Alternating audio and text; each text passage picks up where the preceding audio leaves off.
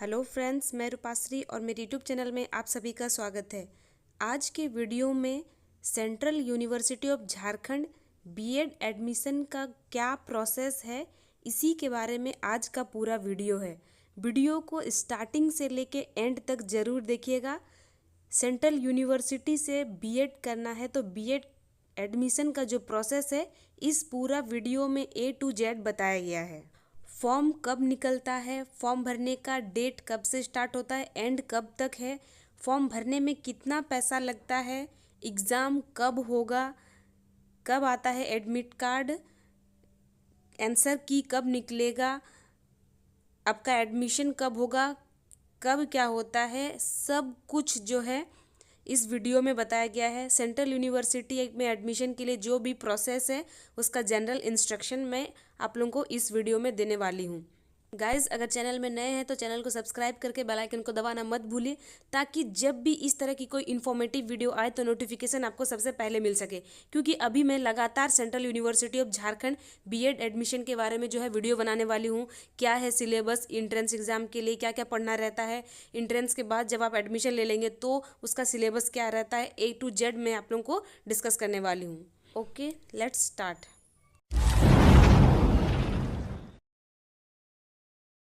Guys, screen पे जो भी डेटा दिख रहा है इसमें 2020 लिखा हुआ है, और सबको पता है कि 2020 जो था कोरोना का काल था। तो कोरोना के काल की वजह से सेंट्रल यूनिवर्सिटी का एंट्रेंस एग्ज़ाम भी थोड़ा सा लेट में हुआ था, लेकिन उसका जो भी नॉर्मल टाइम का जो एग्ज़ाम का डेट है और एडमिशन है वो कुछ इस टाइप से है। देखिए, थर्ड में लिखा हुआ है एंट्रेंस एग्ज़ाम डेट मई 2020। तो सेंट्रल यूनिवर्सिटी का एग्ज़ाम जो होता है वो मई में होता है। और 5 नंबर में देखिए क्या लिखा हुआ है, commitment of admission in various programme.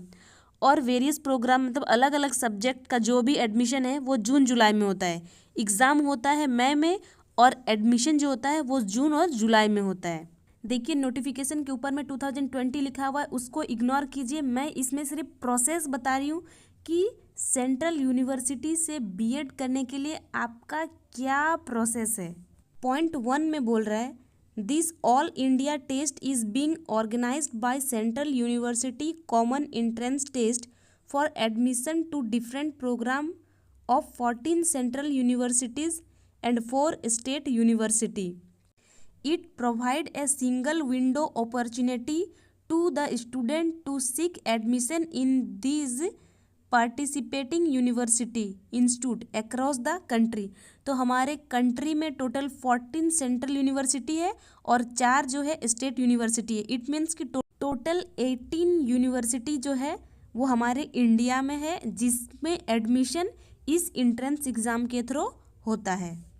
Second point है schedule of examination, opening of online application form for all programme March 16, 2020। तो सेंट्रल यूनिवर्सिटी का एंट्रेंस एग्ज़ाम का एप्लीकेशन फॉर्म 16 मार्च से भराना स्टार्ट होता है। Closing of online application form for all programme, और form भरने का लास्ट डेट होता है अप्रैल 11। तो टोटल 25 डेज जो है फॉर्म भराता है। Issue of admit card for all programme, admit card आता है मई में, 18 मई में एडमिट कार्ड आता है। Exam date UI and PG program OMR based, May 30 and 31। UI का मतलब होता है अंडर ग्रेजुएट इंटीग्रेटेड और पीजी का मतलब होता है पोस्ट ग्रेजुएट। देखिए, इसी में ही जो होता है बीएड का एंट्रेंस भी होता है, जो 30 मई और 31 मई को होता है। तो ये 3 चीज़ क्लियर हो गया आप लोगों का। फॉर्म कब निकलता है, फॉर्म भरने का लास्ट डेट कब होता है, एडमिट कार्ड कब आता है, और एग्ज़ाम कब होता है बीएड का। आगे नीचे और आरपी का है जिसको हमको जानना नहीं है, रिसर्च का है, हमें सिर्फ बीएड से यहाँ पे मतलब है। Answer key upload UI and PG programmes June 1, तो 1 जून को आंसर की अपलोड होता है। आगे है grievance if any UI and PG programmes June 2 to 4। अगर आपको कोई शिकायत है तो आप 2 जून से 4 जून के बीच शिकायत कर सकते हैं। Correct answer key if any UI and PG programmes June 8। अगर आंसर की में कुछ रॉन्ग हुआ था और सही आंसर की लाना है तो उसका जो डेट है वो है 8 जून। यहाँ तक कन्फर्म है।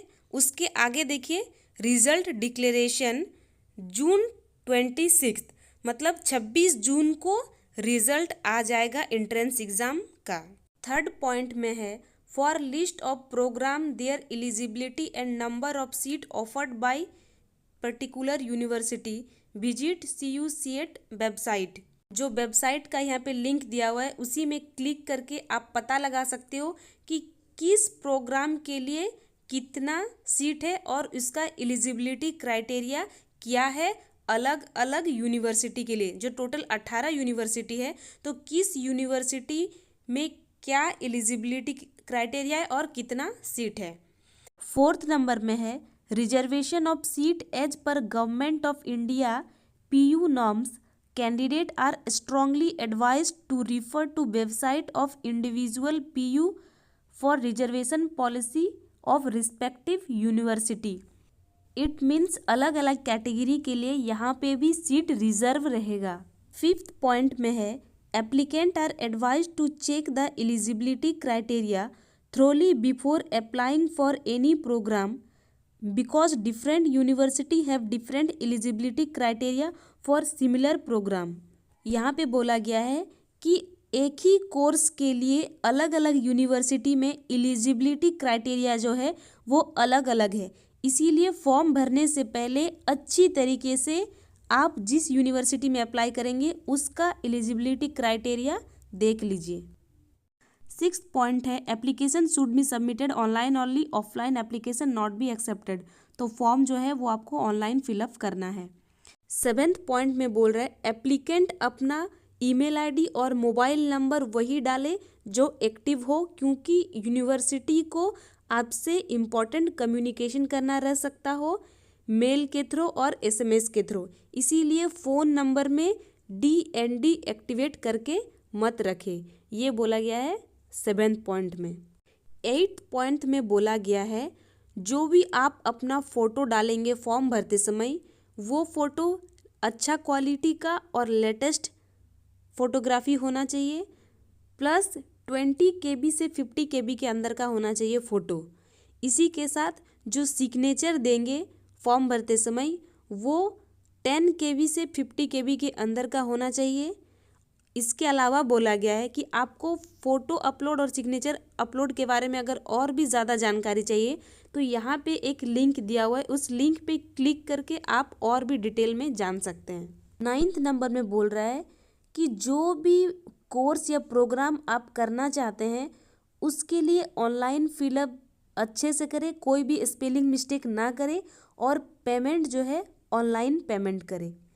10th नंबर में कहा गया है एप्लीकेंट फॉर्म भरते समय अगर आधा भरे हैं तो 11 अप्रैल से पहले दोबारा लॉगिन करके फॉर्म को कम्प्लीटली भर ले। 11 नंबर में बोल रहा है प्रत्येक कैंडिडेट अपना एग्ज़ाम सेंटर का सिटी जो है चूज़ कर सकता है एनेक्सियर 1 और 2 को देखकर। हमको 2 से यहाँ मतलब नहीं है, 1 से है, क्योंकि 1 में ही UI और PG प्रोग्राम है जिससे BEd से संबंधित है। इसके अलावा एक बार अगर आप फॉर्म को भर के एप्लीकेशन फॉर्म सबमिट कर देते हैं तो दोबारा आप एग्ज़ाम सेंटर चेंज नहीं कर सकते। इन केस अगर एक एग्ज़ाम सेंटर में 100 कैंडिडेट से कम हुआ तभी एडमिनिस्ट्रेटिव द्वारा जो है एग्ज़ाम सिटी सेंटर चेंज कर सकता है। तो ये बोला गया है 11 नंबर में। 12th में बोल रहा है applicant will receive SMS and email alert at the time of registration and also completing the registration. Registration करते समय आपको SMS और ईमेल से अलर्ट मिल जाएगा और बाद में भी जब कंप्लीट हो जाएगा तब भी आपको अलर्ट मिल जाएगा।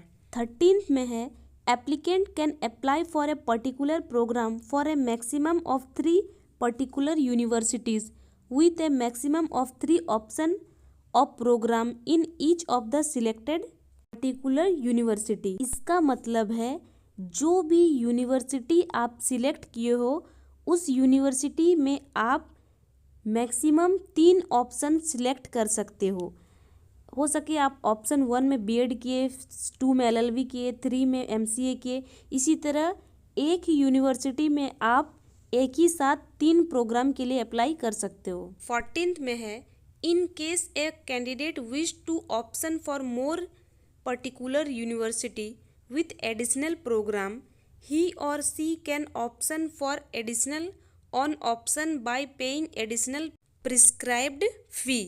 इसका मतलब है अलग अलग यूनिवर्सिटी के लिए अगर अलग अलग प्रोग्राम के लिए हम फॉर्म भरते हैं तो हमें जो नीचे दिया हुआ है फ़ी स्ट्रक्चर, उसके हिसाब से फ़ी पे करके हम फॉर्म भर सकते हैं अलग अलग यूनिवर्सिटी के लिए। 15th में है फ़ी स्ट्रक्चर।